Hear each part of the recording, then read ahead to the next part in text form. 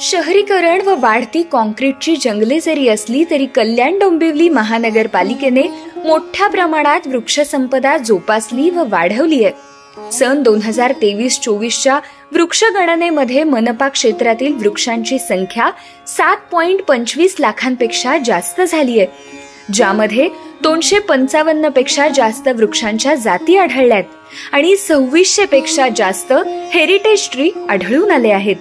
मनपाने रुंदीकरण झालेल्या रस्त्यांच्या दुतर्फा वृक्षारोपण, रस्ता दुभाजकांमध्ये वृक्षारोपण व हरितपट्टे विकसित करून वृक्षसंपदा वाढवली आहे.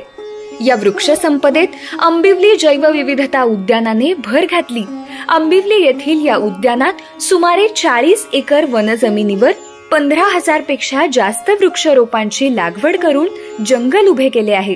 त्यामध्ये प्रामुख्याने करंज, बहावा, आंबा, वड, पिंपळ, बकुळ, अर्जुन, कदंब इत्यादी भारतीय मूळ असलेल्या झाडांची लागवड करण्यात आली आहे. त्यामुळे या परिसरात मानवनिर्मित जंगल उभे झाले आहे. तसेच आय नेचर फाउंडेशनच्या सहकार्याने फुलपाखरू उद्यान, honeybee park, bat park, bird park, नक्षत्र उद्यान, मेडिसिनल पार्क उभारण्यात आली आहे.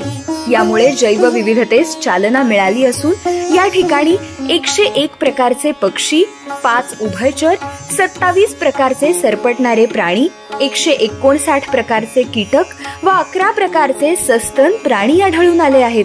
शहरातील महत्त्वाच्या पर्यटन स्थळांमध्ये या उद्यानाचा समावेश झाला आहे.